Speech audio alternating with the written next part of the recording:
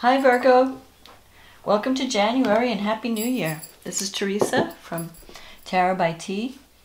And before I start your reading, I want to call in some good energy and create some sacred space for this reading.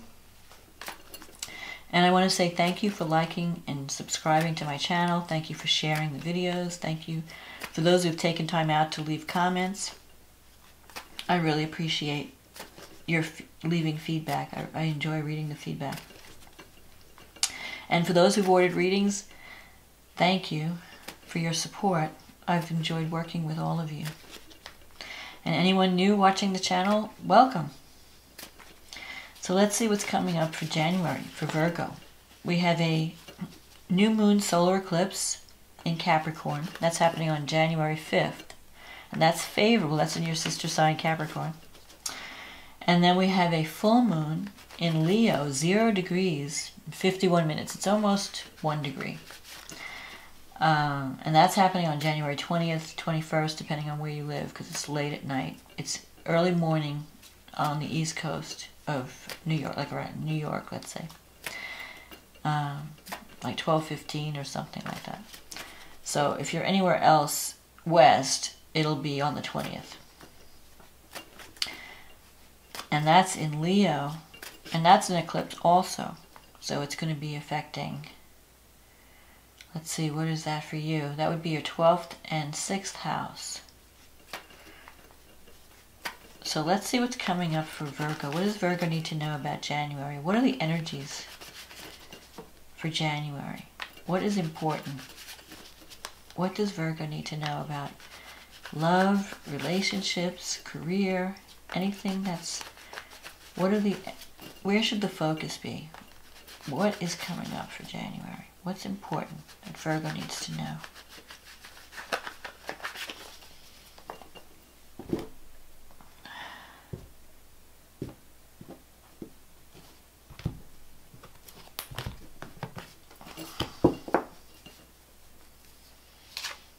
Five of Swords. 7 of Pentacles. The Lovers, the 7 of Cups, the Queen of Swords, the Moon, the High Priestess, the Devil, the 4 of Pentacles, and the Wheel of Fortune. Okay, so let me see. So with the 5 of Swords, this is a card that comes up when you feel like you're dealing with a toxic person or situation. So there's someone in your environment that you might be experiencing someone's hostility, or you might feel that someone is trying to undermine you in some way. Or there could be a situation where you feel victimized. Someone's trying to draw you into a drama or push your buttons. And so you're wondering, you've got this 7 of Pentacles. This is the card of planting seeds and waiting to see what's going to happen. Like, you're not sure, you're evaluating your situation. And you're thinking, is this going to go anywhere? Can I fix what's wrong? Or do I need to cut my losses and move on? Because a lot of times with the 5 of Swords, you need to cut your losses and move on. Because you can't fix the problems. Whatever you're involved in, it has certain limitations attached to it. So if it's a relationship, you may love the person, but there are certain qualities about them you're never going to change or fix. So if you're trying to fix someone, you're wasting your energy. So this is what you might be evaluating. Do I hold on? Do I keep trying? Or do I walk away? Do I cut my losses and move on to something that's a lot healthier? And I see that you're going to be making this decision. The Lovers. You know, you could be in a relationship where there's a strong physical attraction.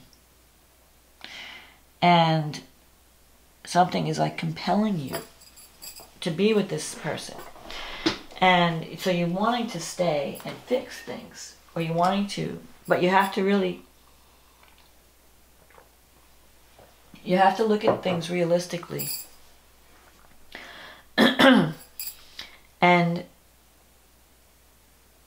you have to say, can I live with this person even though I know they have some issues, there are some limitations, and I can't change that. This is who they are. So I have to decide, can I live with this person or this situation as is? And if the answer is no, then I have to move on. If the answer is yes, you know, I love this person, I can deal with whatever's wrong, then you can, you know, stay knowing that you're not going to change them. But you have to accept them. We have to accept the situation. And the Lovers, this is a major decision. Because once you make this choice, this is a choice between two paths. And, you know, you've been stuck in the choices. You have the Seven of Cups here. And you actually have 2 sevens in this reading. So you're in transition. This is a transition period for you. Where things are changing. Especially you have the Wheel of Fortune here. So you have to take your time in making the decision. Don't rush. But you have to know that you can't wait forever either. That things, you know, the situation is changing. A lot of times the Wheel of Fortune can bring opportunity. But you have to be open to it. And you have to be ready to release something that's no longer serving you so that you can embrace this opportunity. And right now, recently, you've been kind of just dreaming about your options, but you're not really taking action. So you're just contemplating the choice. And you're imagining the possibilities. The thing you want to worry about, because you have this Moon card here, you want to make sure that you're seeing things clearly, that you're not letting your imagination block the reality of a situation or a person. You might be dealing with an air sign. There's the Queen of Swords here. The air sign, the Queen of Swords is someone who's very harsh, very abrupt. She's been through a lot in her life. And this could be male or female, but I'm using she because it's a queen. This person's been through a lot. They've been hurt. And so they've built a wall up around themselves. And sometimes they come across as aloof or independent or unapproachable or even harsh at times. Her words can be cutting.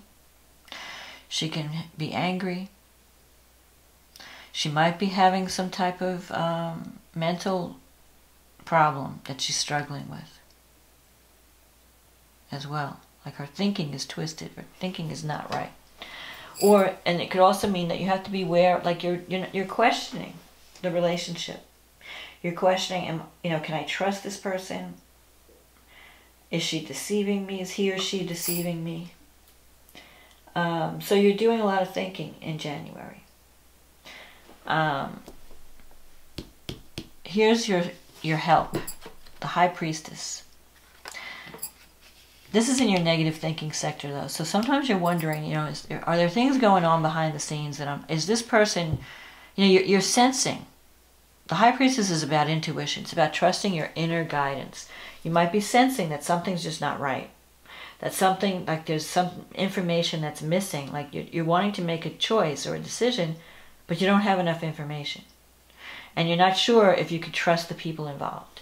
You're not sure if you're being deceived. You're not sure if things are happening behind the scenes that you're not aware of. You might be even feeling a little paranoid.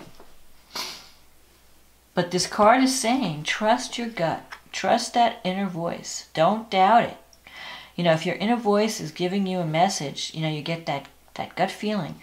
A lot of times we brush it aside. You think, oh, well, why would I think that about this person? You know, trust. The High Priestess is saying, tap into your intuition. Don't listen so much to other people. Tap into your own intuition. What is it telling you? What is that little voice telling you? Because that's going to give you the answer. That's going to help you make the decision. The Devil card is in your environment. So you could be dealing with people that are very materialistic or very superficial. and they just want to hold on to money, and they don't want to let go. This could also be, this is a card that represents what you're wanting. So it's almost like you're wanting to hold on. You don't, it could also mean like you're holding on too tight to something that you should let go of. Or you're worried about money. Maybe you're worried about, if I end this relationship, is it going to cost me money? Am I going to lose material possessions because I'm ending this relationship? It could also, the Four of Pentacles can also mean you're looking for more financial security in a situation. That you need money to hold on to. Like maybe you're working in a job and you're not being paid enough. And you feel like you deserve more. And you feel like there are too many, there's deception and secrets. They're holding out, someone's holding out on you. Because you're dealing, you know, the Devil card can be a fear card also. Maybe you're afraid to make changes in your environment. It's like the devil I know the devil I have. I don't know that it's, you know, that saying, the devil you know is better than the one you don't know. You know what you're dealing with now, you don't know what you're going to get later if you switch. So that could be holding you back from making a change, from making this choice. Because you know that once you make this choice, you can't go back. It's going to be final. So choose wisely, because I'm seeing a lot of confusion. But I'm also seeing opportunity with the Wheel of Fortune. Things are changing. So a bad situation might be changing to a better situation through some unexpected opportunity. But you have to, don't sabotage yourself by holding on to something past its shelf life. Sometimes, if it's time to let go, you know, don't be afraid to see the truth and let go, because you're blocking the new opportunity. So let's see what the astrology has to say, Virgo. Yep, you have a new moon in the 5th house. So there could be a new beginning. And this could be a new romance. The 5th house is the house of romance. It's the house of children. So for some of you, you might be wanting to have a child. Or there could be a new beginning surrounded, something involving children. Creative projects. You might be embarking on something that's bringing out your creativity, allowing you to express yourself in a more creative way. With Pluto and Saturn here, this is very powerful energy. Saturn represents work and the reward for hard work. So if you're working on something that is creative, this is going to be very powerful. You're going to be expressing yourself in a powerful way with Pluto and Saturn there. And the rewards can be great. It will change your life. So don't be afraid to, you know, maybe that's a good therapy too, to just do some artwork. You have Neptune in the 7th. Again, now it's favorable to this new moon. So I think that's good for creating a dream-like partnership. You might, like, so if you're in a partnership, if you're starting a partnership, you could feel like you've met a soulmate, or you could feel like you have a very spiritual connection with someone. If you're in a relationship, sometimes Neptune in the 7th can mean deception, or you may feel like you want to save someone.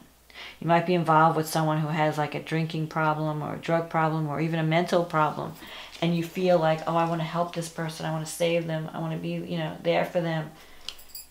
You want to be careful with that, because it could be that you're not seeing this person clearly, or you're not seeing the relationship clearly. So just check into all the details. Make sure you know what you're getting into. Venus is in the 3rd house, so that's good for communication with, you know, brothers, sisters, relatives. If you are communicating, if you're a writer, it's a great time for creative writing, to show your creativity through some type of writing project or some type of marketing plan or project. Something involving the internet, something involving, you know, media, communication. So this could be a very creative time for you. Also, you have Uranus and Mars in the 8th house at this new moon. that can bring sudden money. Money could either come or go. I mean, it could bring support. It's with Uranus, you never know. It could also mean that you're embarking on a new way, a new source of income. Because Aries is like you're really driven to gain financial support. So if you're not making enough money, if you feel like you're lacking in money, you're going to really be trying to bring in, conjure up some money, either through some kind of fundraising or some kind of grant program. You're waiting for that support, and it could come out of the blue. If it's a relationship, Mars and Uranus could bring a sudden physical attraction to someone. That's the devil. That's very compelling. Someone that you could have a very intimate relationship with. It could bring, strong physical attraction that fulfills you on a very deep level. But with Uranus there, it could come out of the blue, sudden opportunity, but it doesn't promise permanence because it's Uranus. It's really exciting, but it may not last. So if you're tempted to leave a relationship for some new thing that just popped up and seems really exciting, find out more, let it play out a little bit before you give up the farm, before you throw everything away for this new thing, and then you wake up and find, well, this person wasn't what I thought it was. If it's just a sexual attraction, that doesn't usually last. So you want it to be more than that. You want to be able to share with the person. Now the full moon is happening in your 12th house, and it's aspecting your 6th house. So that's the work environment, and it's also, the 12th house is hidden enemies, how we self-sabotage, our karma. So you might be finishing up some karma. There could also be health issues. There could be some health issue that you're finding that's coming to completion, that's coming to culmination. You have Uranus and Mars in the 8th house. Maybe some of you might need surgery if there's something that needs to be cut out. Whatever it is, it's going to be ending, so it'll be... It's something that you're going to be taking care of, and then it's going to free you, like you're finishing up a cycle. So it can be that you're just cutting some people out, you might be ending a job, moving on to something new, getting rid of any kind of toxins in your environment. If there's a toxic situation or a toxic relationship, maybe it's time to end it. If there's something that you need to address with your health, take better care of yourself, maybe address some psychological issues, now would be a good time to do that also. You're getting supported in that.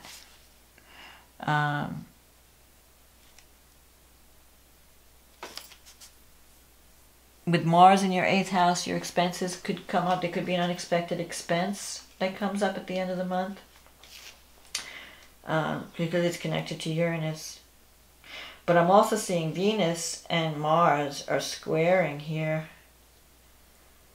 You have Venus going through the 4th house, so you could be spending money fixing up your home, spending money decorating your house. But I feel like there could be a sudden attraction. There could be some type of attraction that comes up in January. Someone that you're really physically attracted to. And it may cause you to rethink your relationships. You might have to choose between two people. The only thing I want to tell you is make sure that you know who you're dealing with and that you're seeing things clearly.